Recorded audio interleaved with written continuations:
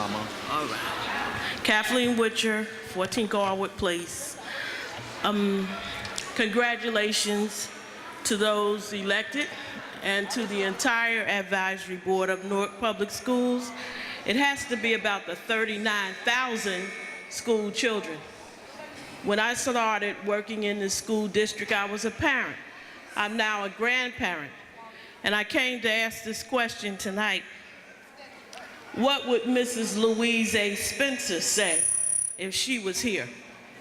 Some of you didn't know her, but I did. Louise A. Spencer was a mother, a housewife. Her husband was a business owner not far from this school. Louise A. Spencer walked with many parents up and down the Trenton and then to Washington, D.C. and back to guarantee children's thorough and efficient education and to place that in the state constitution as a guarantee to all children in the state's public schools. Tonight I represent the Alumni Association of Southside Malcolm X Shabazz High School. It is a name, Malcolm X, that was given to our school to honor a hero, just like this school is named for Louise A. Spencer. Malcolm said, "Education is the passport to the future. It belongs to those who prepare for it today." Among the new school plans, Malcolm X Shabazz High School was due to get a spirit prep high school. And we asked the question, just what reform is that? We know that reform is needed. We know that there's been a pattern of underachievement at the school. I know because I taught there about 33 years only. The Spirit Prep High School wasn't documented anywhere, but what we are told in brief is that it's a drum and bugle corps.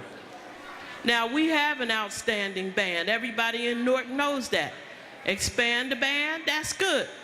But there are many other reforms that are needed in that building and all the other buildings. The Global Village, about to kick off and do something monumental for the city of Newark. But we look and we see decisions being made for us and without us. So it is the Alumni Association that demands to be included in the reform of our school and any other schools. When I looked in Sunday's Star Ledger, I saw this ad, Diploma Plus, and it reminded me of some of the literature that you have distributed at your recent meetings, which call for a new school plan. But in fact, the templates look like any of the reforms that we've already had. I have a master's in alternative education, and so I know what has been documented, okay? These plans for new schools are only the plans for small learning communities that we already have had. Our demand is to be included in the process. Our plan is for thorough and efficient education. If Louise A. Spencer and others were here, they would ask you the same question. Madam Chair. To be included in the process. Ms. Witcher, 1 second, Ms. Witcher. Chairwoman. I think Ms. Witcher is done, Mr. Lewis. Out of respect of the legacy of Ms. Witcher and her dedication to this district as a retired educator, I would like to ask, can we please just extend her that little courtesy time, please?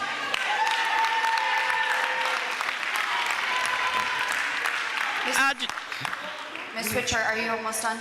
Yes. Okay, so we'll give Ms. Witcher another minute. I'll just be brief, and I'll say this in conclusion. We understand that there are 2 duds that have come down to be finalists in the superintendent's search. That is not good enough for the school children in Newark schools, all of them. My grandchildren have to be educated in Newark public schools as I have, and so many others. And it is the promise and the guarantee by the state constitution of thorough and efficient education for all children that we must demand. I thank you for the time, and I know you as Newark Advisory Board members will consider that you have something of respect and a legacy that has been brought to you, that before you sat in those seats, other people fought and struggled to make sure that our children receive quality education. Thank you. Thank you, Ms. Witcher. We were aware that there are 3 students on the list, and if everyone agrees on the board, if we can push up those 3 students so that they can speak before the next speaker. Does anyone have any objections with that? Because it is getting late. A motion. I'll make the motion. I'll make the motion. Okay, so Mr. Lewis, motions? Second. I don't think we need a motion, I was told by council. Right. So if number 41, Iman Brown. Mr. Iman Brown, are you here?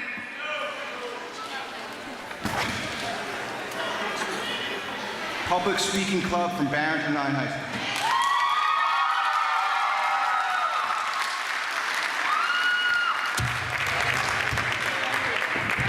That's number 43.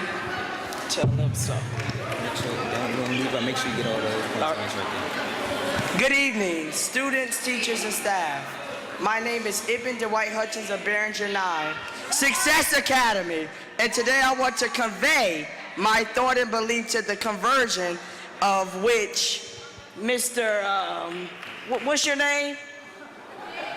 Dad Goal is trying to switch green to STEAM. We ain't having it. You got that?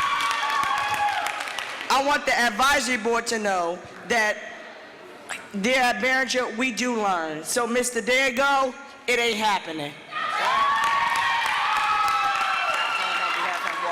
The STEAM Academy can't come and take something that isn't theirs. If it ain't broke, don't fix it.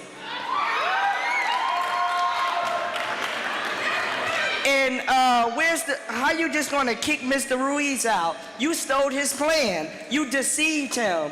How about you bamboozled him?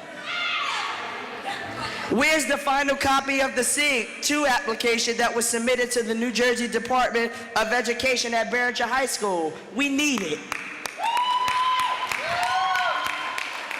And my fellow peers and the student leaders that attended Saturday Academy, we need that to count. We attended Saturday Academy since December faithfully, over and over. How's that going to help us? We want green, not STEAM. You got that, Dango? And to you, Mr. Roger Leon, for making a disrespectful remark. That was very rude and disrespectful to the remark you made the other day at the Board of Education about this Miss Valerie Merritt. Miss Valerie Merritt. Speak of that. Let me speak. That was very disrespectful. And for you to be professional, I don't think you should have said that at all. Anything you have to say, make sure it's positive and not negative. My name is Hassan Armfield from Barringer 9.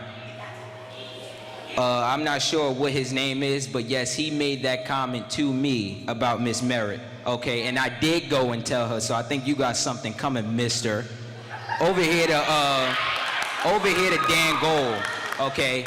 During that meeting in our school, you got up and left because you knew what we were saying was right. These kids came to school every Saturday, early in the morning,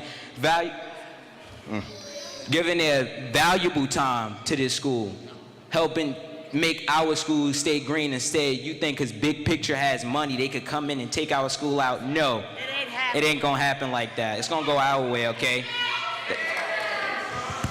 And then we have to stay at Barringer 9 from June all the way to September. We will stay. You ain't having that building. Gladys Hillman Jones built that building from stone, and you ain't coming in with your children. Oops, I forgot. Your kids to take over. Thank you.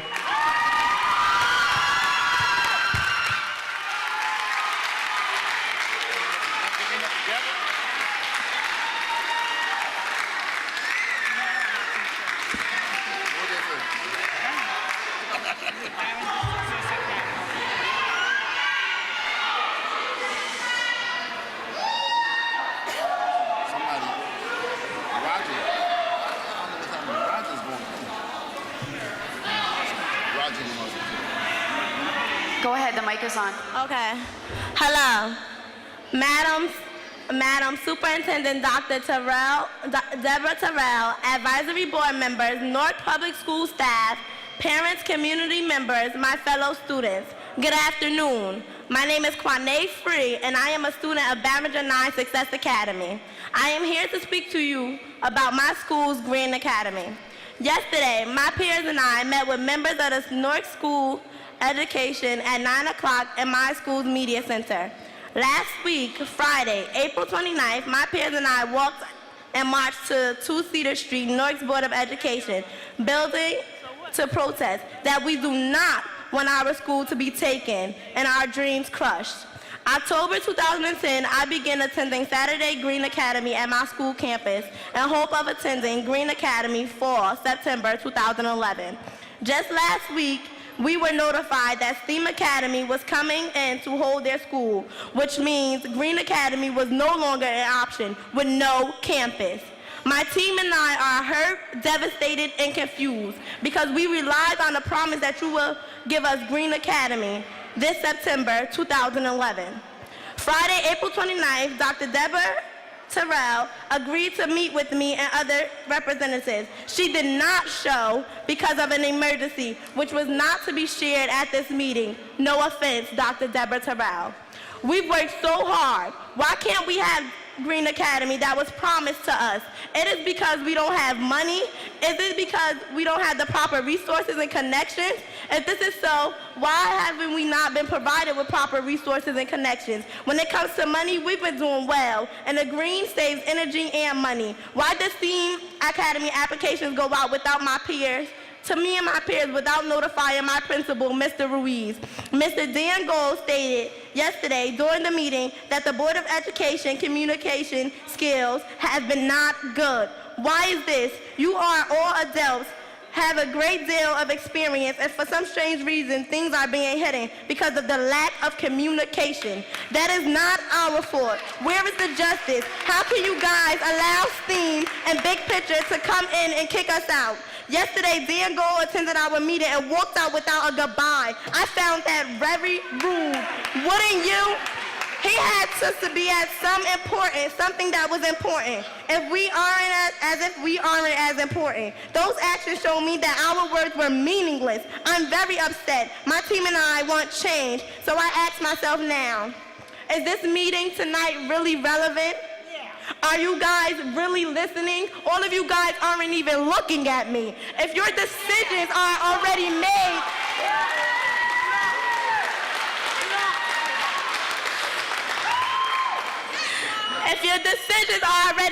why are we here? Superintendent Deborah Terrell quotes that she loves the kids. So why are we here debating and being so compassionate? A lot of parents dedicated and staff dedicated themselves, and they are confused. My fellow students are hurt. I love my school, I love my plan, and we need change. STEAM is not green. STEAM is incorporated with a green program. Green Academy is not STEAM.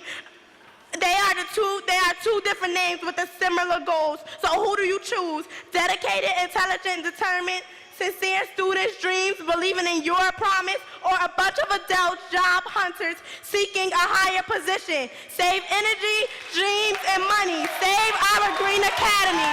Thank you.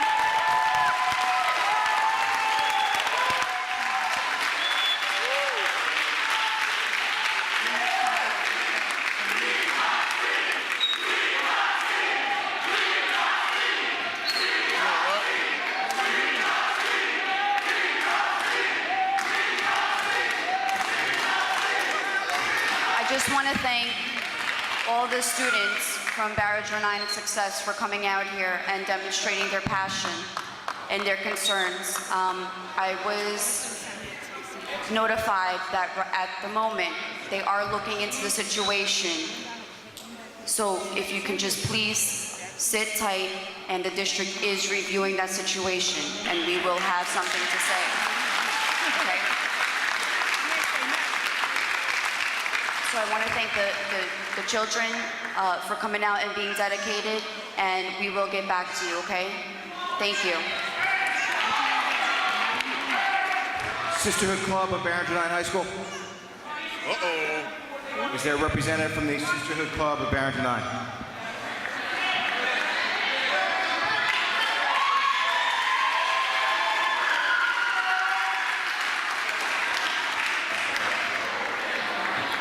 Next speaker, Clara Saunders. Oh, she's there? Okay, thank you. I'm sorry, thank you. I'm sorry. Okay. This is the Sisterhood Club?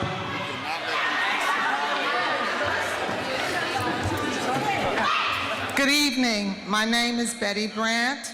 I'm a teacher at Barrington 9 Success Academy. On Friday, April 29th, 2011, the student body of Barrington 9 Success Academy walked out of the school to the Board of Education without any problems. They were protesting because, one, in September 2011, the school will become the STEAM Academy instead of the Green Academy. Two, on April 29th, the students found out that STEAM/Big Picture Academy will take over Barrington 9's building. We do not want STEAM/Big Picture. We want the Green Academy at Barrington 9. But as it stands now, a new administration and new teachers will occupy our building as STEAM/Big Picture Academy and a program housing alternative students. Last year, Mayor Cory Booker was given the Education Trailblazer Award by the Big Picture and made a deal to allow Diploma Plus STEAM/Big Picture to take over Newark Public Schools to make charter schools. Mark Zuckerberg of Facebook and Mayor Cory Booker, Governor Christie, and Big Picture will receive the $100 million and not the Newark Public Schools. I received a copy of an email sent to all the guidance counselors in Newark Public Schools. It was sent to Simone Moret, Supervisor, Newark Innovation Academy, NIA, which I will read now. Simone, it is very inviting. On Thursday, we were interviewing. A number of us will not be there to support you for solar. I wish you the best. Please do not use the word charter at all. We are asking all the new schools to avoid the word. It is not that you are wrong for using the terminology that we have accepted amongst this small community. However, for the larger community, there are some misgivings and a great deal of advocacy against anything that refers to as charter. This is a letter that will travel to places where this word is a charged word. Once again, you are not wrong. It is simply plain safe and wise. Do not use the word charter at all in the marketing of the school community. It's signed by Willair. Now, the communities are the Big Picture Learning Schools, Urban, Ironbound, and Brick City Academies, Diploma Plus Liberation Academy, Performance Learning Centers, Sankofa, and NWDI, Essex County College, and Gateway to College.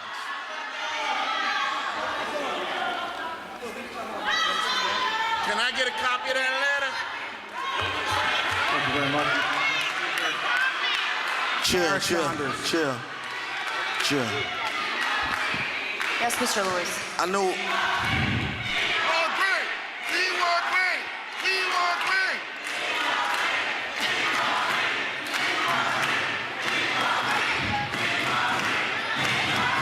We work great!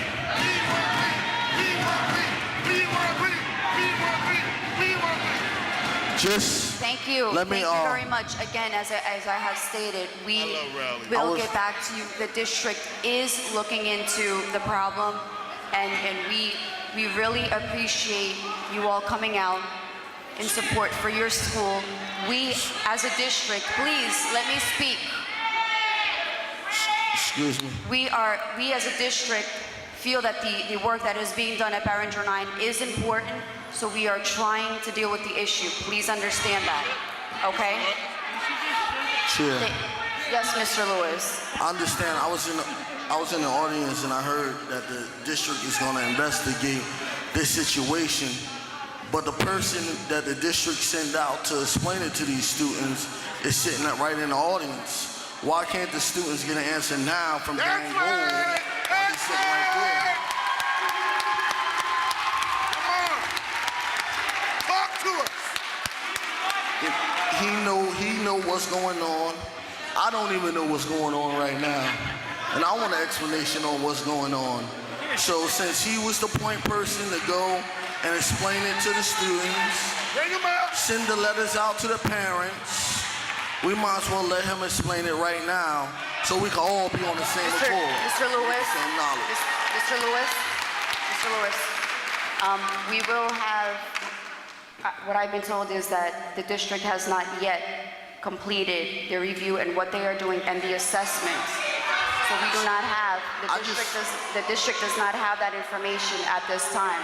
I just want to know what Dan Gold presented to the students.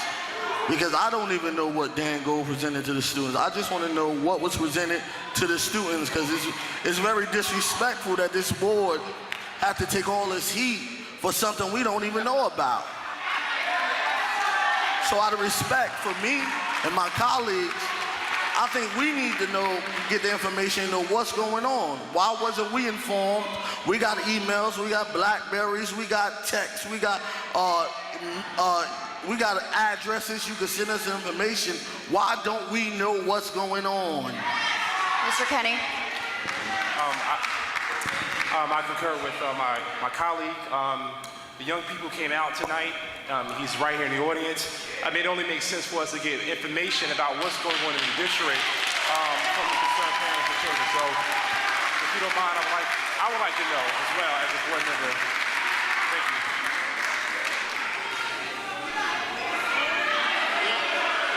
I'd like to know too.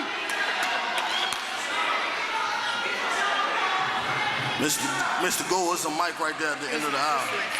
Mr. Lewis. Mr. Lewis, Ms. Terrell will be addressing. Barringer 9. Now let me first say again, I do appreciate your passion. On Friday when you walked out, I had wanted to meet with a core group of students, but I wasn't available. So there are about 6 students that are out there. The same students that I just met with over on the side. Okay, now, there was a meeting scheduled for Monday, and unfortunately I wasn't able to attend. I sent members of my team. From the conversation that I had with the students on the side, they felt that they were not provided information and they felt that they were disrespected. So I have said to them that I am going to make the effort to meet with them myself, and also I spoke to Mr. Ruiz. The information about the Green School, I did not have any knowledge about it until the other day. What? I want to say that from the information, you gonna let me finish? Because I don't have nothing to say then. I'm talking to the kids. Now, the reason I'm gonna not ask Mr. Gould to talk to them, because obviously he didn't give them the information they needed when he spoke to them the first time. So what I will do is he can come along with me when I meet with them again. But the information that I have read so far about the progress the Green School, the Green Academy has been making, it would be a disservice for that not to continue, from what I see. So I am getting more information. I am speaking to Mr. Ruiz. I will meet with those students, as I said to you over there. I think as a superintendent, not even superintendent, as a parent, you cannot break promises to children. And I will not do that.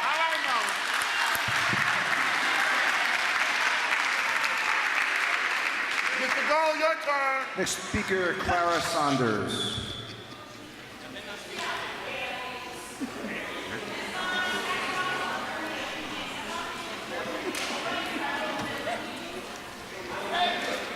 So anyway, Next speaker, Belinda Jackson.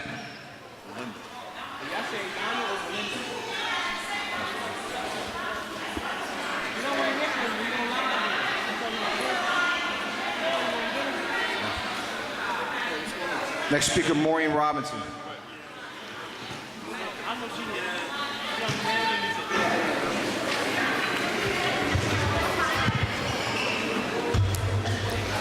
Good evening. My name is Maureen Robinson. I live in Elizabeth, New Jersey. I am the building rep for Westside High School, and I'm also a special education teacher there. My issue tonight will not be completed in 3 minutes. I am in awe about what I have witnessed tonight. My speech was about some administrators at the NAF Academy and Westside who are trying to get rid of the African teachers in the NAF Academy.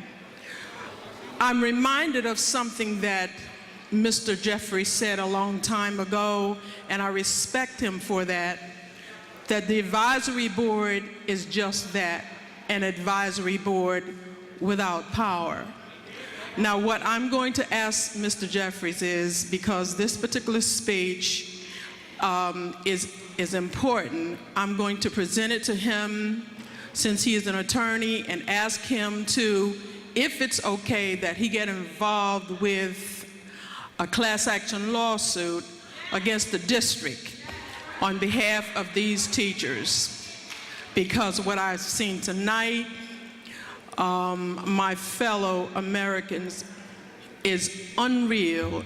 And as a 70-year-old American citizen who have marched in a number of civil rights marches, what I saw go on there tonight is unbelievable. Is divide and conquer. This country was built off the backs of African American slaves. I'm seeing a divide and conquer with a new movement. When I saw the vote, I sat there with my mouth open. Unbelievable. Now, you young people don't understand, a lot of you, because you weren't here when I was marching up and down Broad Street behind Harry Belafonte with the National Guard tanks rolling beside us. You don't understand that, okay? Okay? We came from 400 years of plantation mentality, and what I saw tonight means that African Americans somewhere didn't get up to vote. Y'all didn't get up and vote. And Donna Jackson has been telling y'all for 2 or 3 years that this is what was going to happen. Okay? Look at what you see here. There's no reason why Mr. Kinney is not president tonight.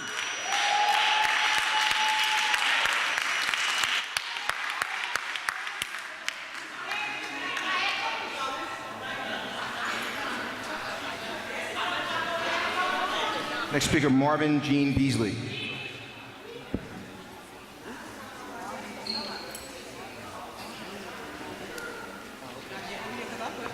Next speaker, Betty Brandt. I'm here. You Beasley. Yes. Next speaker, Mark Knight. Did all 13th Avenue School PTA speak? All right. Next speaker, Tiffany Garner. Excuse me, sir. I'm here. Sorry, ma'am. Identify yourself. Yes, my name is Marvin Jean Beasley. I work at Shabazz High School. I'm a custodian. Sorry, ma'am. Could you repeat your name again? Marvin Jean Beasley. Good evening to everyone.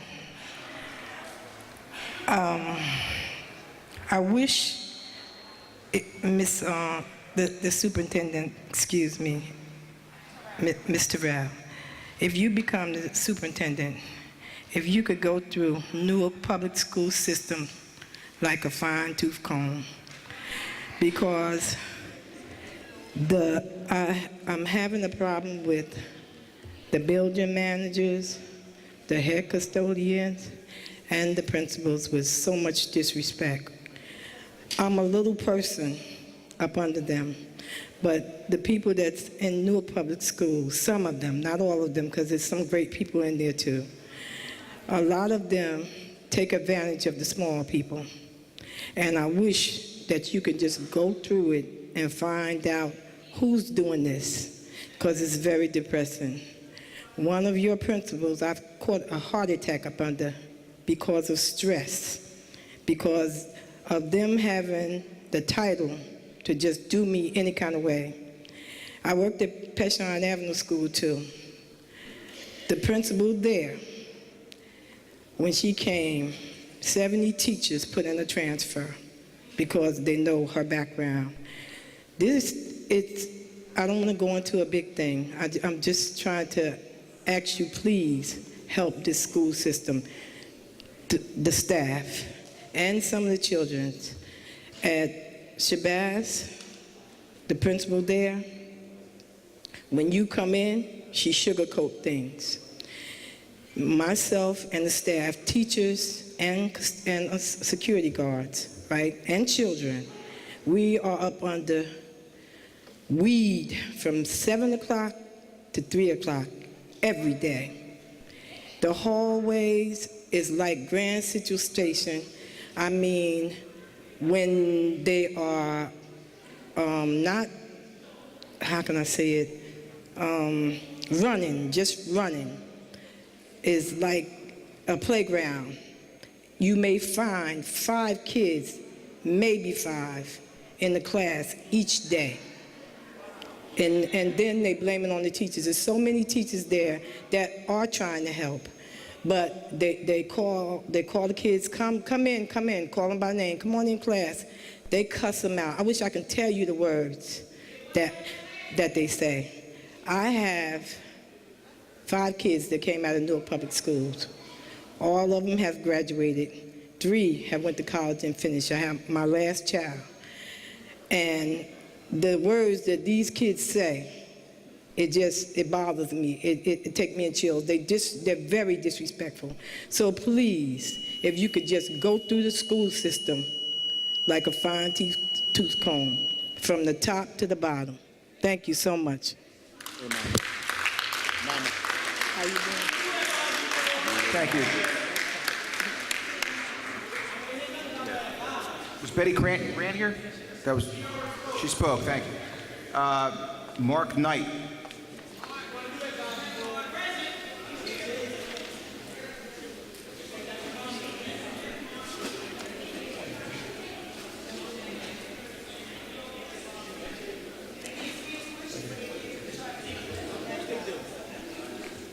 Mark Knight, 257 and a half South 18th Street.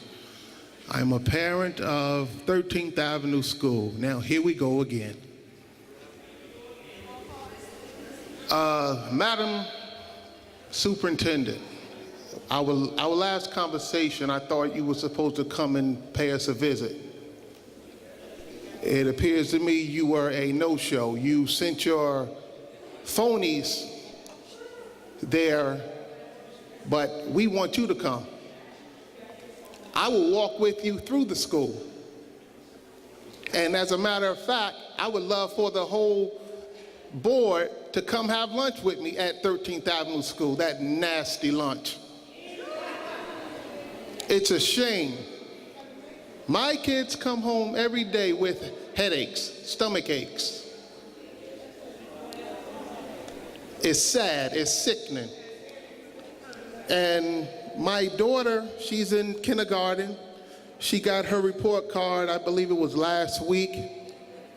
And thanks to Miss Deering and Miss Brooks, I called the Board of Education and they had another copy made for me. You cannot see the thing. You need a magnifying glass to see it. And it's a shame that I have to come up here and say,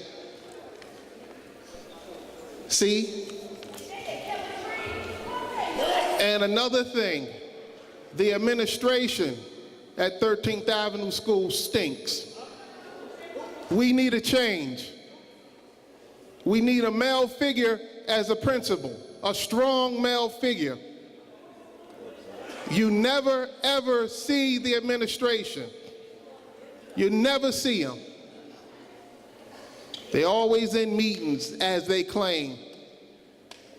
They always, most of them leave by 3:15. Please, if you guys can come by and just pay a visit to 13th Avenue School, do a walkthrough. And I know the administration have friends up there. Please don't make a phone call, just pop up. Thank you. Thank you, Mr. Knight. Thank you, Mr. Knight. Next speaker, Tiffany Garner.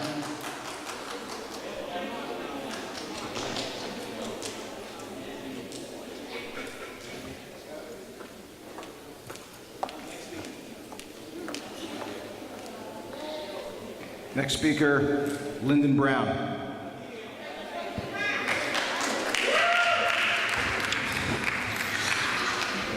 Lyndon Brown, 220 South 6th Street, Newark, president of the PTA at 13th Avenue School.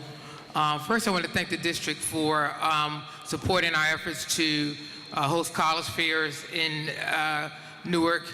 We hosted 4 successful college fairs this year, had on-site admissions, and we want to thank all of the administrators that did publicize it to their high school seniors and juniors. We had a lot of kids accepted, and we are very grateful for that.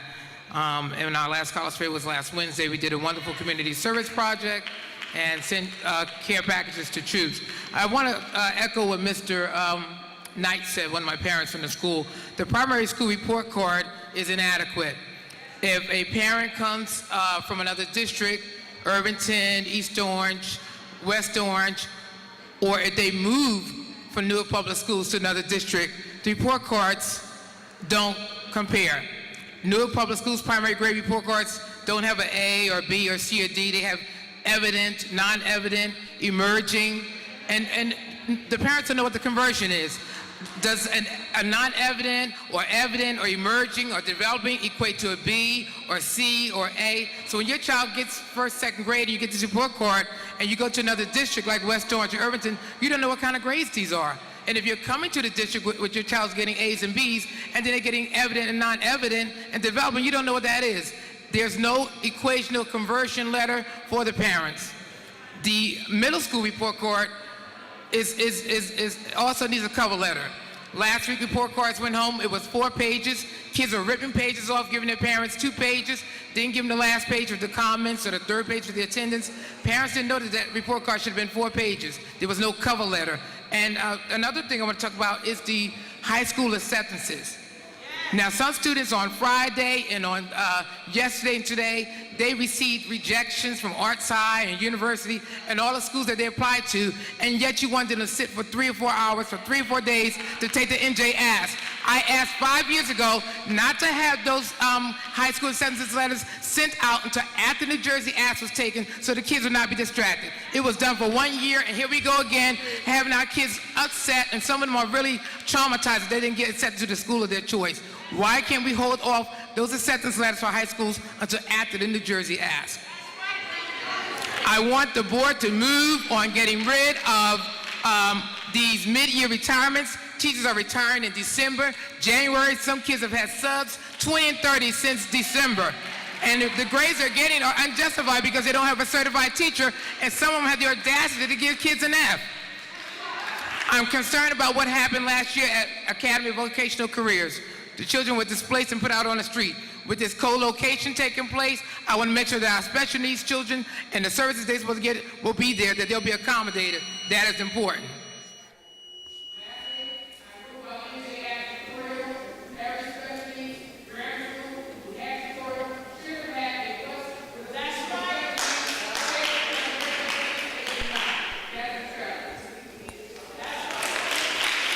Thank you, Mr. Brown. Janice Reedus, next speaker. Janice Reedus. I would like to comment, Chair.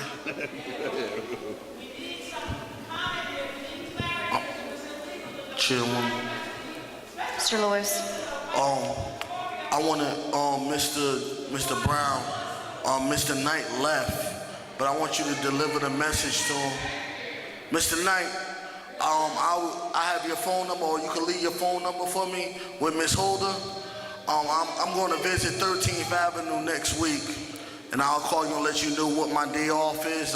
I'm not going to publicize it because I don't want people to know that I'm going to come. But I'm going to come and visit 13th Avenue on my day off because I don't want to do it while I'm working because we know we got eyes all on me. So I'm going to call you and let you know when I get the schedule, when I'll be visiting 13th Avenue. We can do a walkthrough. All right?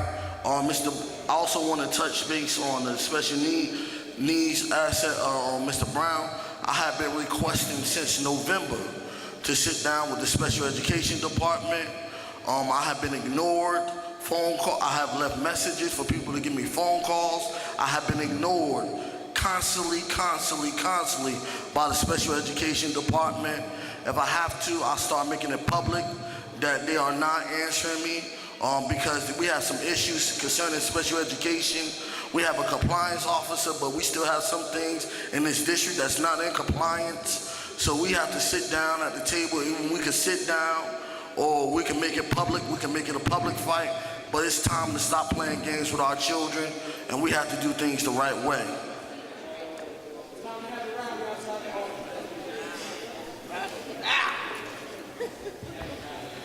No more Kyle rallies. Rivers. No more rallies in Newark. Trenton. That's the only way they're going to Kenya Moses. Not going to hear you up here, bro. Keith Sabler.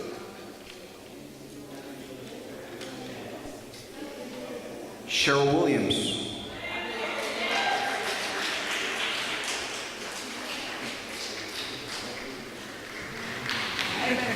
Hi. Good evening. My name is Cheryl Williams, and I reside at 217-219 Lehigh Avenue. I am here as a member of the George Washington Carver Elementary Picture Me Tomorrow Parents Council. Last meeting, I spoke to you about consistency versus inconsistency, and I can see by the time that I've been sitting here waiting to speak that there's a lot of inconsistency right now on this board. Most of you are on your Blackberries, you are not paying attention at all, and you're having a lot of private conversations. Today, I am here to continue my discussion. George Washington Carver died in Tuskegee, Alabama, January 5th, 1943. A life that stood out as a gospel of self-forgiving service. He could have added for fortune to fame, but caring was neither. He found happiness and honor in being helpful to the world. The center of his world was the South, where he was born into slavery some 114 years ago. And when he did, he worked as a creative scientist. The principal of George Washington Carver Elementary School, Dr. Winston Jackson, he too, like George Washington Carver, found happiness and honor in being helpful to his city and community. Born in Newark, attended Newark schools, attended Rutgers University, achieved a PhD, and has made George Washington Carver the center of his world. He never turns a child away, empowers the teachers and parents and community with unity, which is something I'm doubting right now as I look at you all. I'm here to talk to you about a creation of a legacy, and I'm going to be very quick. George Washington Carver is someone that you need to remember. Each and every one of you are wearing clothes that George Washington Carver had some impact on. It is important that you do not remove Dr. Winston Jackson. I don't care if it's based on a grant. I don't care what your process is, but Google George Washington Carver today and you will see it was rated number 4 as the school to be chosen by the community. I say to you, I cannot say enough about Dr. Winston Jackson. I do not have chick nor child that attends the school. I'm here as a member of the community. How many of you are living 2 blocks away from a school that couldn't even get the letters put on its school, that we have wood placed on the school? So when we talk about what we're going to give our students and our teachers, come to George Washington Carver, please. I know my passion is hard, but I'm speaking to you because I vote. And I'm going to empower if it takes every moment from my soul to make sure that some of you don't sit on that board again.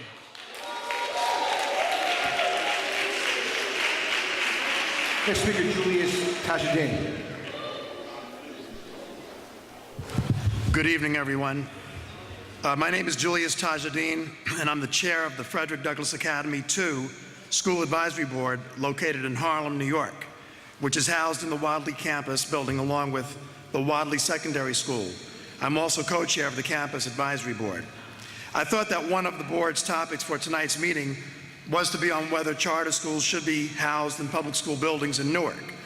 Now, before I go further, I'd like to inform everyone that New York City is in a crisis dealing with the co-location of charter schools in public school buildings. And therefore, I felt that it was important for me to be here because many times New Jersey sets the tone on many policies nationwide. My position on this issue, while it may seem passé, is that there must be a vetted out process that will bring the end result of fairness in public education. Otherwise, charter schools will be used as a gentrification tool, and that may be the plan. Now, I just learned that your decision to not allow charter schools to come into school buildings was overturned by the Commissioner of Education. However, in preparing for this visit, I did some research and found a case that was heard before the New Jersey Appellate Division. That case was J.D. versus Lucille Davy, and it was decided May 3rd, 2010. I learned actually that your charter school law predates ours by 3 years. In fact, the two mirror each other. So it is likely that New York got its charter school law from Jersey. The New Jersey state law states that charter schools may co-locate in public school buildings, but it is not absolute. I would advise the board to do further research on this law and case. Quickly, charter schools don't receive facility funding, but when you put a charter school getting 90% of its funding from the public, and this is minus facility funding, into a public school building, such school would be getting 120 to 130% public funding. On the other hand, the public school 100% funding includes the apportionment of facilities. If you give public school space to charter schools, you are taking resources from those who choose public education. That includes many special needs children, which charter schools can weasel out of serving.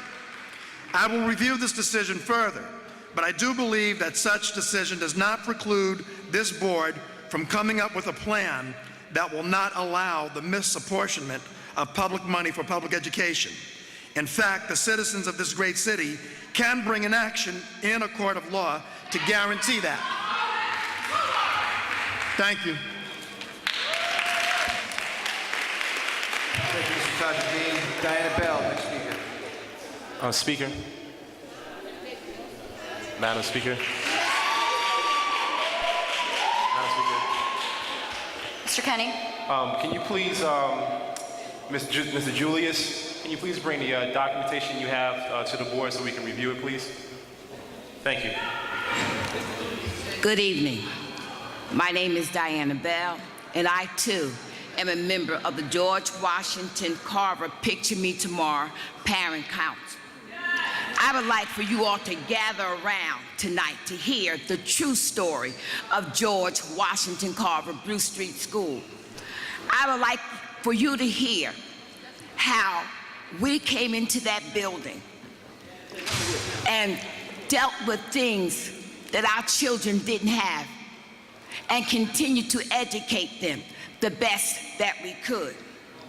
I want you to know that there was a voice, the only voice that was raised to address their needs. And that was the voice of Dr. Winston Jackson. Yes, Dr. Jackson raised his voice and he fought for various things over the years for our students. Things that were needed to educate our students at George Washington Carver and Bruce Street School, though his concerns were dismissed by some of the same individuals who said he doesn't need to be there anymore. But he is still there right now, fighting for certain things to take place at George Washington Carver. Let's take a look at some of those requests that he made over the years. Requests that still were not fulfilled. We came into a situation where, after 1 year, Dr. Jackson realized that the students in 3rd, 4th, and 5th grades were having some disconnect. He decided that we should departmentalize our students, which he did. 1 year later, after those children showed some growth, he was told by the district, we can't do that anymore. Yet there were other administrators in other schools in South Ward and in the district that were still doing the very same thing. So what happens? He had to go back to self-contained. He goes back to self-contained. Our grades continued to drop. The main reason he wanted to have those classes departmentalized was so that the children could get the very best of what our teachers had for them. So now the grades start to go back down, and he just says, the heck with it, and he began to departmentalize his classes again. After 2 years, the district decided no more of that will we have at George Washington Carver. So we are back now to being self-contained, and our students are constantly losing ground despite of all the efforts that this man has made to move our children forward. You can cut off this minute, but I'm going to tell you how I feel about this man and about what this district is doing to our children. You all sit there and say, it's all about the kids.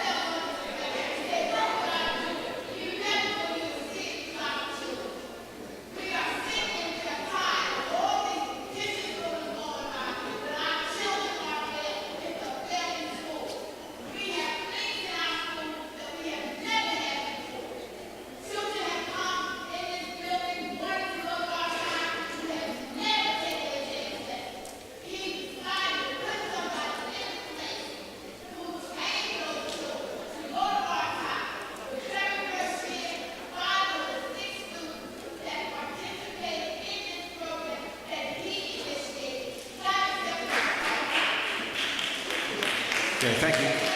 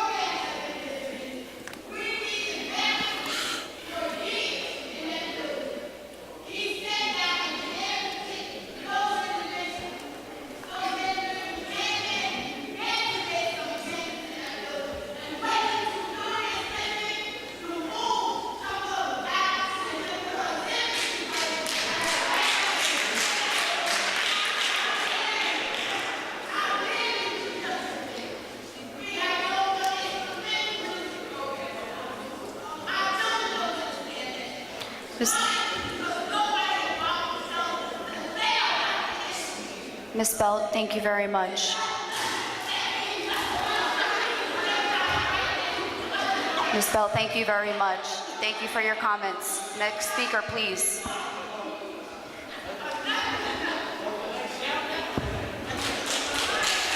Next speaker, Chairwoman. please. Chairwoman. Mr. Lewis. Mr. Lewis? I think you want to hear this, what I'm about to say. See, the disrespect in this community continues to happen. Tomorrow at 11 o'clock, the governor and the mayor is supposed to announce that Kimmy Anderson is the new superintendent of Newark Public Schools. That within itself is a conflict of interest, disrespectful to this community, and something we need to be fighting about. Next speaker, please. Roshonda Farrell. Roshonda Farrell.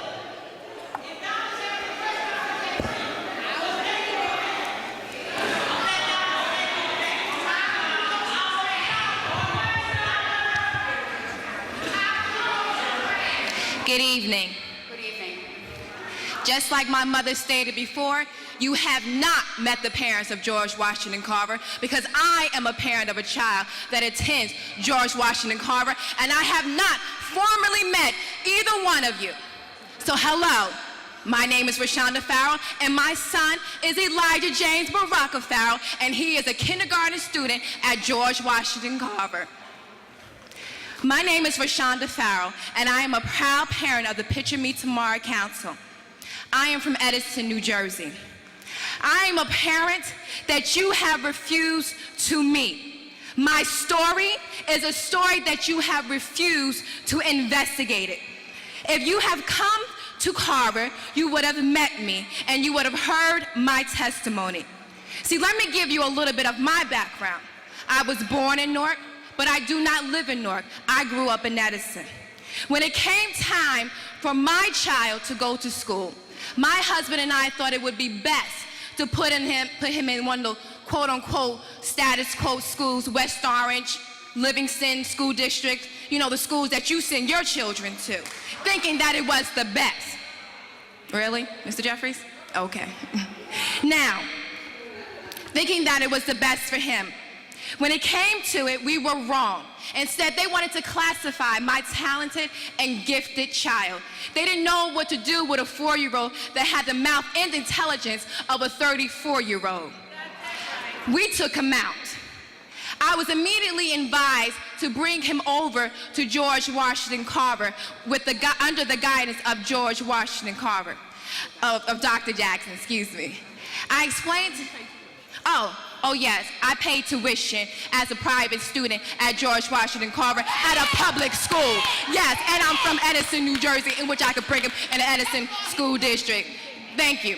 So, back to what I was saying. I explained to Dr. Jackson my situation. He met Elijah, and most people and most students that have met Elijah understand his brightness. He took Elijah and gave him the proper tools to excel Now, Elijah in kindergarten, I know I didn't make a joke, Mr. Jeffries. I don't know what could be funny. Babies, look in the mirror. Now my son, who is in kindergarten, is now scoring on a 2nd grade level in reading and in math. You understand that? Ms. Terrell, I'm going to address you for a second. You said earlier, you said a parent keeps their promise. I promised my son when he was in my womb that I was going to give him the best of everything, and that meant schooling. And that's why I'm at George Washington Carver under the guidance of Dr. Jackson. You understand that as a parent, as a mother to a son. You understand that. That's why I'm there. Now I have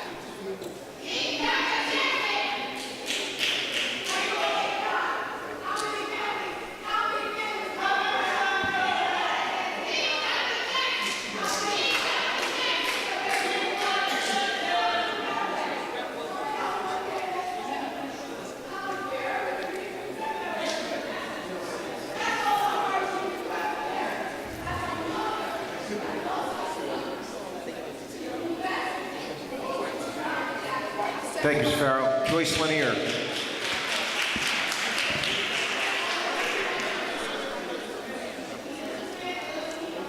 Joyce Lanier. Present. Alicia Johnson. No. Rhonda Wise.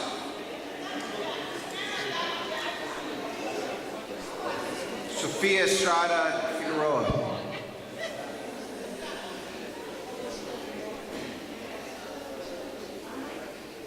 Romani Johnson. Crystal Williams. Kim Pierce. Ayasha Holmes. Harry Perryman. Taisha Stevens.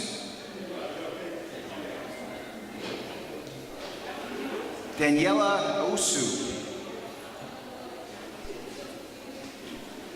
Donald Jackson.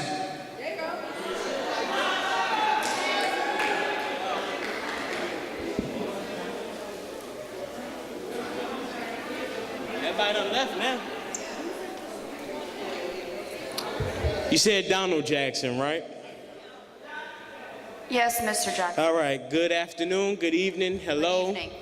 Donald Jackson, 79 Tracy Avenue, Newark, New Jersey, 07108. All this madness going on. Where do I begin? First of all, I just want to make a comment about all this political hype that we have in our Newark public schools. It's a shame how we have the mayor, your mayor, excuse me, the governor, Commissioner Cerf, and Mr. Dan Gold, all in the same plot. And between these people, we have millions and millions of dollars. These people have not only created charter schools within this city and in this state, but they also created charter schools around the country. And I want to know, how was that possible if Dan Gold was working here in Newark Public Schools and created a charter school in Washington, D.C.? It's a shame how, yet again, on the back of Newark Public School students and on the back of Newarkers, people are making millions and millions of dollars. This board needs to stop playing games. Stop using advisory as an excuse not to do no work. Because just because you advise don't mean you don't have to get out here in the street. You're missing a few pages from your agenda tonight. The packet is usually a couple of 100 pages. Now we only have 4. Something needs to be done. I really feel bad tonight, and I'm very disappointed. We just voted earlier on our board president and our board vice president. Now, Ms. Pentor, this is nothing personal. However, we need a board president who will fight for our Newark Public Schools children. Unfortunately, we have a vice president who misses a few meetings. Unfortunately, we have a president who was on the previous board administration. Unfortunately, we have board members now who don't even come to board meetings, and they get upset because we as a community let them know about what they're not doing, and they leave before the meeting is over. That is unprofessional, and as a board member, you need to stay at a board meeting. If you can't do that, you don't need to be on this Newark Public Schools Advisory Board, okay? See, I'm tired of all these excuses that you all want to say why you can't do this because we're advisory. Just because you're advisory, as I said before, that don't mean you can't get out here and fight. You can join the fight. As I said, this is nothing personal. And I understand why some of you voted the way you voted. Like I kept saying tonight, you can't bite the hand that feeds you. Trust me, I understand, but you can't keep selling us out, okay? You can't be the house nigga or the spook who sat by the door. You can't keep doing that, all right? Because this is why we're in the condition as we're in, all right? Board members, stop using the word advisory as an excuse. I'm gonna keep saying that. And we need to also be careful about this word reform. We keep throwing the word reform out. What does it really mean? As I said before, and in closing, we need to be careful about the words that we throw out.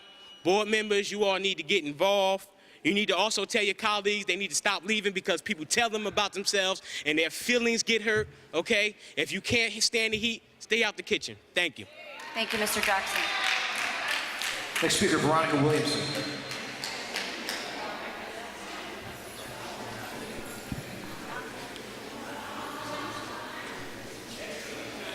Donna Jackson.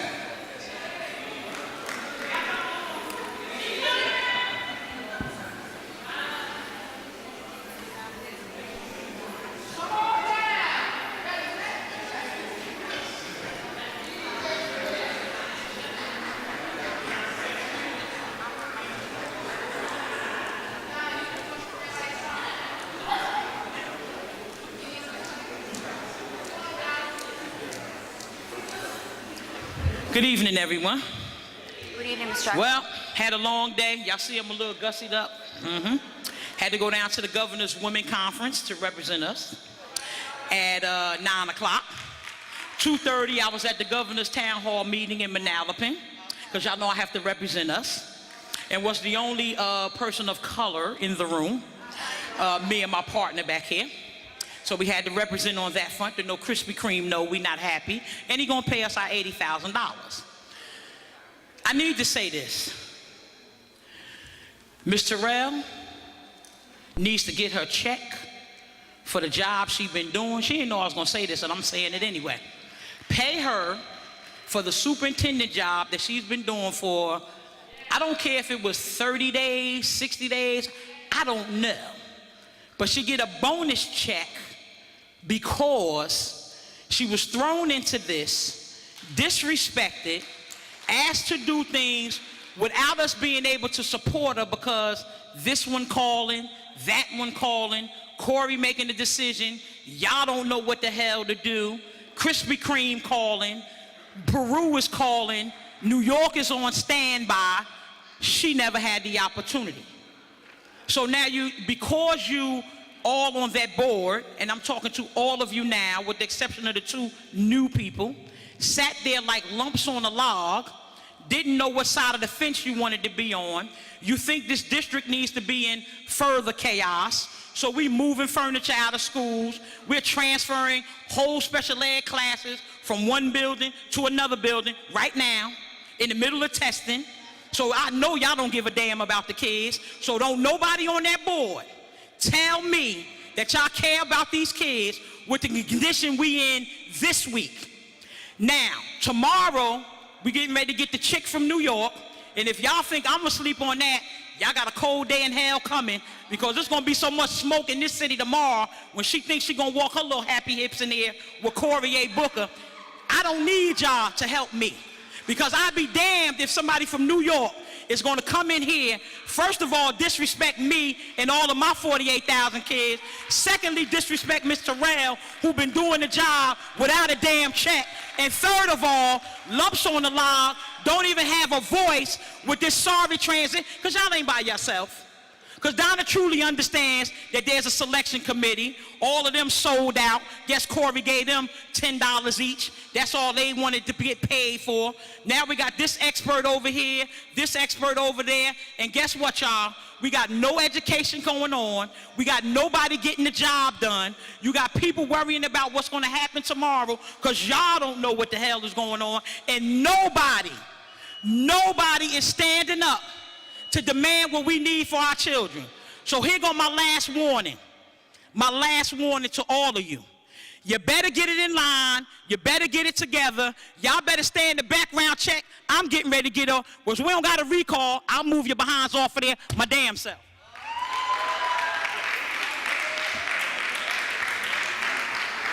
Next speaker, Shelley Ann Peters.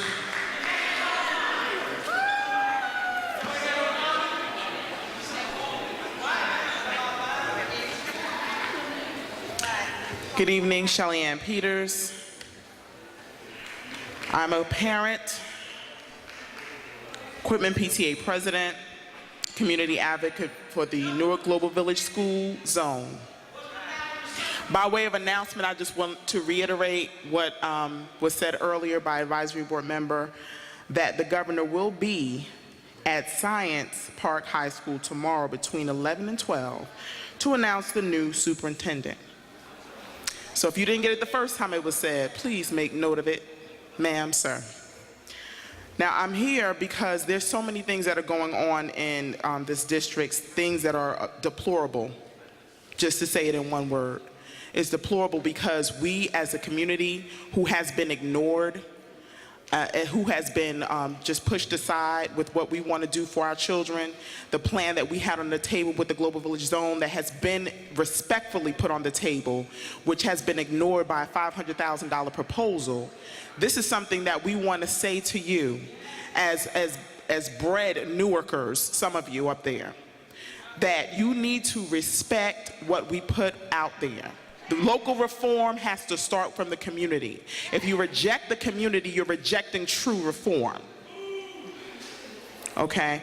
So now when we talk, since I gave you the plan the last meeting, I put it in each of your hands. Since it seems like it was not read, or it seems like it was not truly looked at, because you are moving forward with all of the plans that you put on the table to consolidate equipment with 18th Avenue, even though we pleaded with you to leave 18th Avenue alone because we need a middle school for our children. We pleaded with you in private and public meetings to leave that school alone. You are still moving forward with the plan. So that lets us know you're disregarding the Global Village Plan as it has been stated. We are asking you again publicly to leave 18th Avenue School alone. We need 7 principals, we need 7 schools, and we need them to move forward so that we can execute our plan, so that you cannot say after it's all said and done, oh look, they tried a local school reform and it did not work. If it does not work, it's not because we did not do everything in our power to make it work, it's because it was gutted from the inside. When you gut a school, when you gut a plan, and you say, oh, we're going to leave it looking like it is on the surface, but behind the scene, we're going to start consolidating schools, closing schools, phasing out schools, and co-locating schools. When you're doing that on the underbelly of this thing, that means that you're really not in favor of the plan that was put on the table. We're asking you again to leave 18th Avenue School where it is. That is a pipeline to feed our children into Central High School. We want that school to be left in place, and we want you to make the proper arrangements to make sure that school is funded so that all of the things that are wrong with that school, all of the things that need to be done are done, so our children can get the proper education, so that there's not mayhem in September when you have 40 kids in a classroom, when you have so many things going on in the school that you're not respecting the fact that our children need space to learn, our children need educated teachers and leaders, our children need black leaders that are in the school that are about our children need educated leaders, whether they be male, female, boy, or girl. They need to be educated by the people that are in place for our children, not against our children, not about political advancement, not about putting our children in a place where they don't understand what's going on. They just realize that they're being stepped on their backs to be moved to a lower level while somebody else is being moved up. Please take a moment to look back at what we're doing here. Give us a chance to shine. Give us a chance to grow. Okay, and I want to leave you with a quote, okay, and I know the name of the person that spoke the quote. Ralph Waldo Emerson stated, our greatest glory is not in never failing, but in rising every time we fall. We will rise. The Global Village School Zone will rise. Carol Tate. Carol Tate. Right here.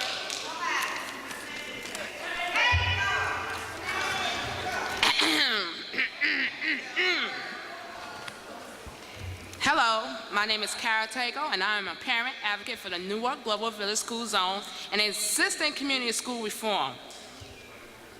Here's my problem. How can the advisory board accept what NPS is saying is status quo? Example, the consolidation of 18th Avenue into Quitman Street School. They said there's room. I have been up, down, and all through Quitman, and I don't see where these rooms are available and where these students are going to fit. Quitman is not the Amistad, it's not the Abbey, and it's not the Young Williams. We are not going to do a trans 18th Avenue move. Have any member of the advisory board done a walkthrough of Quitman or any other schools? And if so, what was your findings? Sometimes we as adults make erroneous decisions while the children suffer the aftermath. Questions. How much support can we depend on from the board to allow the zone school to come to fruition without consolidation? 2, how can the parents and the community feel confident that the zone will be given the chance to truly turn around under the leadership of each of the school principals to fulfill the vision of the parents and the community. 3, why is the advisory board allowed the zone to be disregarded? The zone has been in existence for 2 years, and we need autonomy and recognition of school of choice. And have anyone thought about the impact these plans will affect all these children, as well as the already overburdened parents? In closing, I not only need you to listen with your ears, but with the level of understanding of what education truly is and how greatly it affects all. Again, my name is Carol Tago. I'm a parent advocate for the Newark Global Village School Zone, and I need you guys to really consider what you're doing, because you're setting up our kids to fail. In the end, you're setting up our kids to fail. These classrooms are going to be overcrowded. It's going to be hot. It's going to be cold. I mean, what are you guys doing? Has anybody really thought about that? Excuse me? And my question is, I asked 3 questions. Can anybody give me an answer? Answer me. Hello? Can somebody give me an answer? I asked some questions. Thank you. Next speaker, Willie Rowe. No, I still got some time on the clock. You're so disrespectful. Can somebody answer my questions? I'll answer. Willie Rowe. Oh, you need to go home. Oh, I'm gonna answer. I have received all information of Global Village Zone. I've been at every Global Village Zone meeting. I believe I'm a full supporter of the Global Village Zone. I believe the principals are interested in inside reform within ourselves. I believe they committed. I've been through Quitman Street School. I've been through 18th Avenue Street School. I've been through Newton Street School. And all the teachers, all the administrators, all the staff, all the parents are committed to this project. I don't see why the district wouldn't support this project. I don't see why the governor wouldn't support this project. I don't see why the commissioner wouldn't support this project. I think that we as board members, some of us did not make it there yet. I believe some people are going to make it there to look through the village zone. I can at least speak for the new board members. I know that they said they was interested in walking through the schools. Well, I want to invite Ms. Pentor to come take a walk through of Quitman Street School. Central also, 18th Avenue also. I want you to come into my community, because this is where I live. You live, I don't know where you live, East Ward, West Ward, but this is my community, and I need for you to come take a walk through with me as a parent. Can we speak at the end of this and you can give me your phone number and we could set something up? Thank you. Okay. Next speaker, Willie Rowe.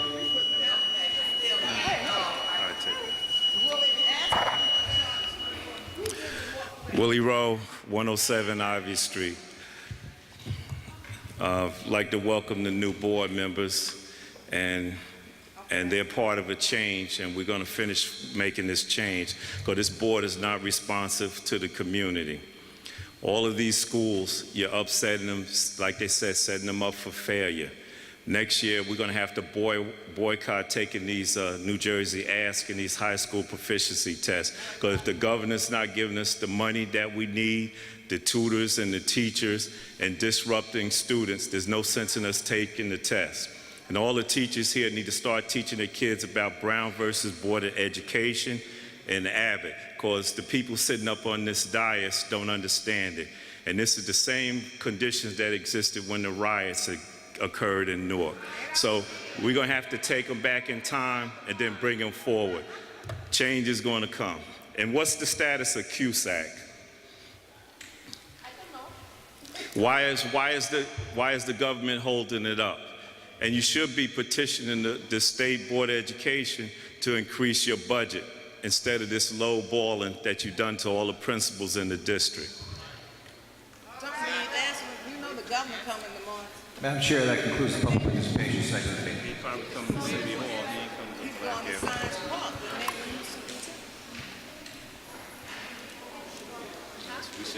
Before I open up to old and new business, there's one thing that I would like to mention.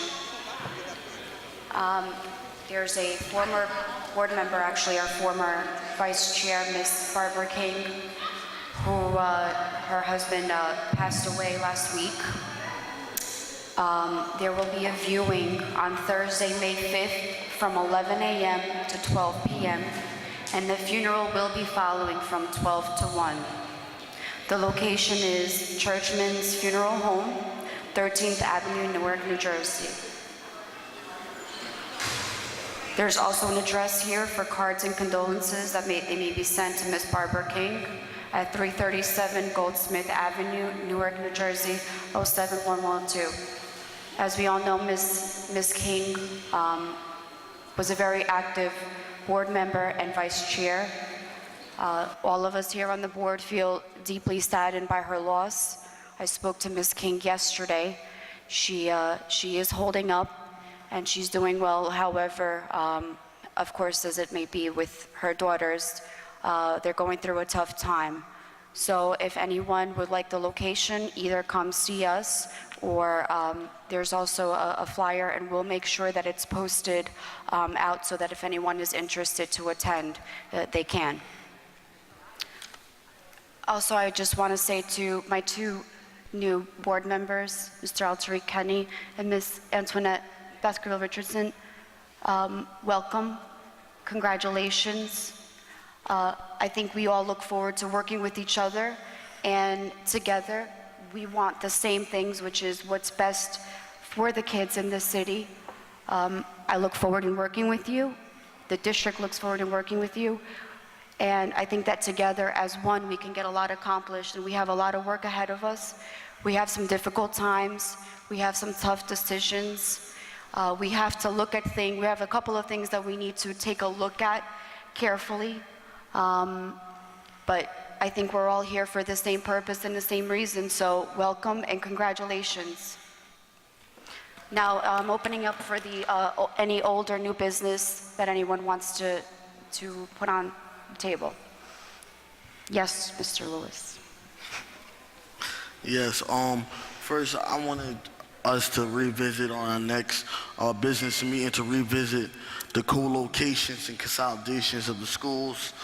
I believe we need to get more in depth into it because there's research that show that co-locations do not show success in all across America. It's some locations in this country that shows that co-locations is not the best practice to achieve, to reform.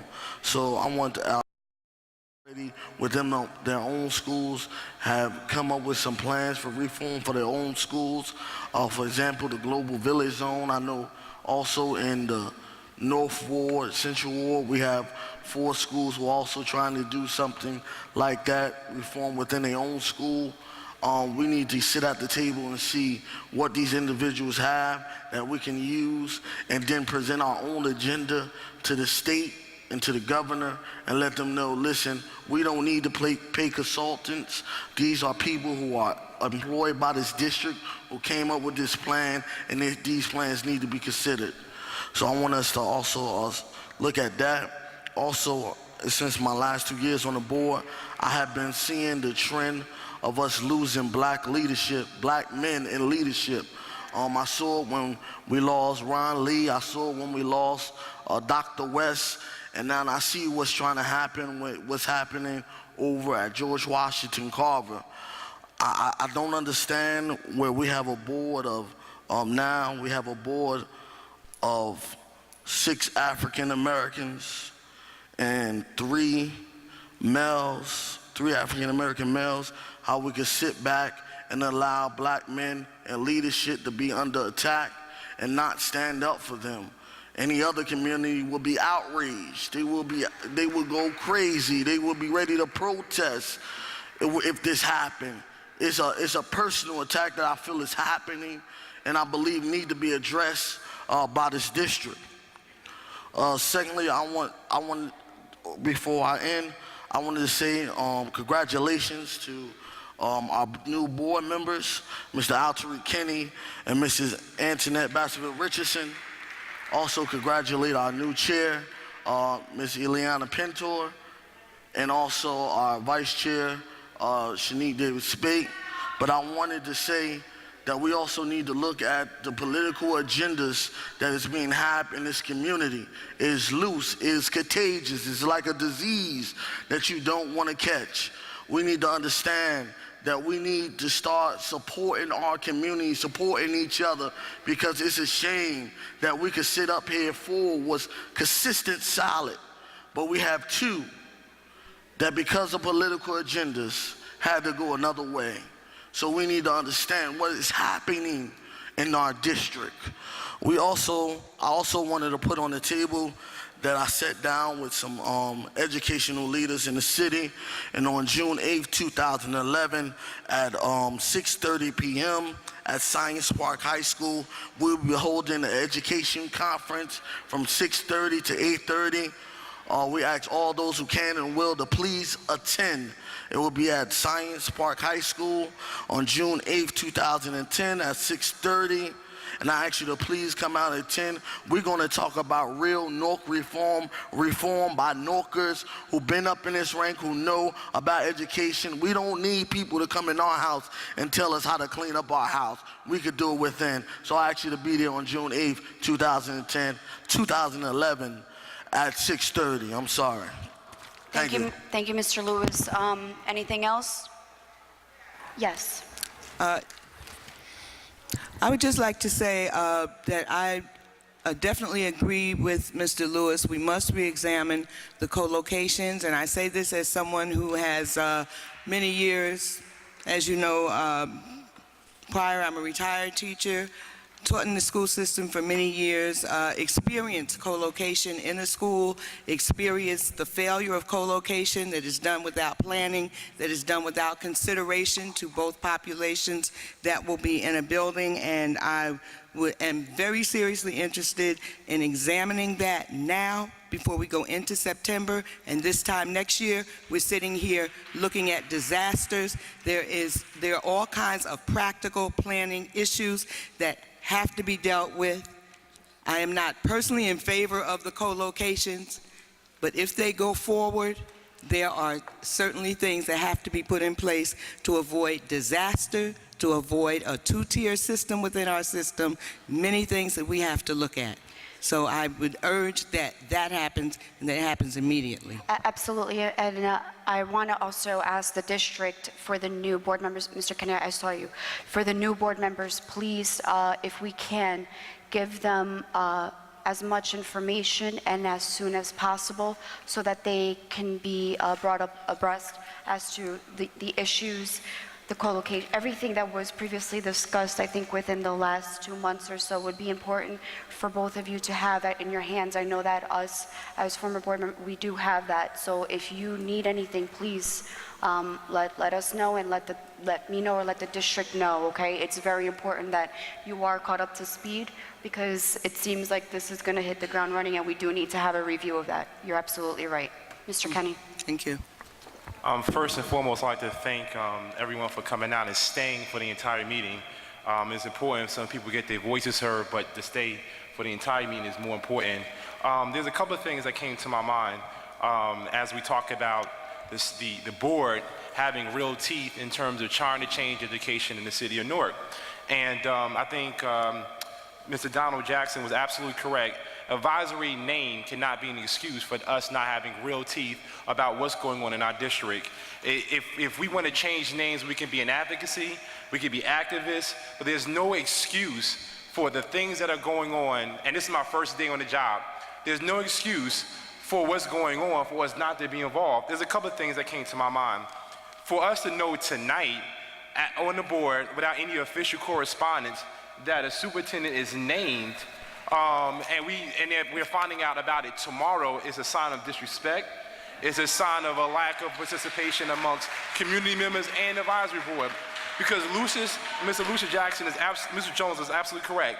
We're one board, and if we're one board, just like Mr. Jeffries stated to me earlier, we're all are elected to represent a body of individuals. But for us to find out the superintendent is named tomorrow at Science High School, to find out without official correspondence, is a sign of disrespect, especially when we're elected, just like Christy, just like Cory Booker, just like any official in the state of New Jersey is elected, we're elected to represent the interests of parents in the city of Newark.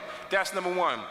Number two is that parents, it seems like there's a trend that parents and students who bring their concerns to advisory board are either ignored or paternalized, and their issues not really being considered. For example, when we argue about having parents participate in the process, but George Washington Carver parents we're saying to them that we may decide to listen to their issue regarding the protection of Dr. Jackson. We should really strongly consider protecting the administrative responsibilities of a Dr. Jackson and trying to figure out how do we provide him support regarding the things that he may need in order for him to bring up even if it's incremental, to bring up the conditions in that school building, because but some parents are absolutely correct, and the lady from Edison was correct. The first thing in the morning that most of us don't get a chance to see in fatherless neighborhoods, to see an African-American male with a suit and tie on taking a leadership position, and for us to say in that school, we're gonna change the leadership without community input and community impact is a travesty, regardless of whether we're gonna accept a SIG monies or not. Parent input is important and needs to be expressed, it needs to be continuous, not shut off, because there's a feeling of disenfranchisement, and I would hate to be a part of that process. Another thing is that I saw a group of young people from Barringer 9.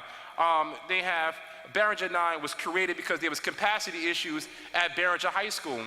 And so we're saying to Barringer 9 students, teachers, parents, that regardless of the fact that you decide that you want to make sure that you have an active participation in the change in that building, we're not even listening to your voice. We're going to put you into a larger building where they already have capacity issues. So I don't understand why we're actively doing this. I don't understand, and again, this is my first day on the job, so I don't understand that at all. Another thing is that I'm a participant. I'm a owner. I live within the Newark Global Village Zone, and that zone not only needs to remain as is, but we need to find out how do we shift resources, how do we make that a responsibility amongst the district, because the district has the responsibility to self-correct themselves, because we can't continue to find consultants to say, well, this is what you need, if people within that zone says this is what we need. And I think it's a sign of disrespect amongst people to have the opportunity to self-correct, and because it goes into what I feel is a sign of disrespect amongst Newark residents, people who are like a Deborah Terrell, who came through the system, did everything she was supposed to do, for her to be told that she can't even get a full-time position here as a superintendent, I think is a sign of disrespect, and it sets a precedence that I think is, that I don't want to be a participant of, without saying I don't agree with the process. So there's a number of things that we as a board, and I know that everybody is in agreement that our first responsibility is to make sure that children in the city of Newark have a fair and a superior education in their building that they exist in. And it's our responsibility to stay the entire meeting. It's our responsibility to make sure that not only do we stay the entire meeting, but we hear the concerns, the issues, the recommendations of parents, teachers, and administrators, so we can make sure that we're active partners in the process. So again, I'm not sure I was supposed to say that or not, but I needed to make sure that was on the record, that I don't want to be a part of a process in where people who are in the audience are not a partner to make sure that their schools are superior to any other school district in the entire country. Thank you. Thank you, Mr. Kenny. I just want to say, Mr. Kenny, that you are right. Many of the issues that you have brought up are issues that we will be visiting and talking upon and discussing in the next coming weeks, which will be crucial. So I appreciate your comments, and you are 100% right. Thank you. Thank you, Madam Chair. Can I have a motion to adjourn the meeting? Is there anything you want to remind? Is there anything you want to remind the board members, Madam Chair? About? Yes, actually, you're right. Please make sure that you fill out the disclosure forms that were given to you. Every single board member must fill them out, and please give them to Cedar as soon as possible. Also, another thing, in your packets, there are the committee selections. Please make sure you select which committees you would like to be on or to participate on so that we can make those committees up as soon as possible. Because if I remember correctly, not next week, but the week after, we have our first official business meeting with the committees along. So please get back to me as soon as possible. Now can I have a motion to adjourn the meeting? Madam Chair. Yes, Just Mr. one more thing before Mr. you. Lewis. Also, we heard something about the lunch, about the food that's being served in the school. So I want the board to consider having a menu review commission.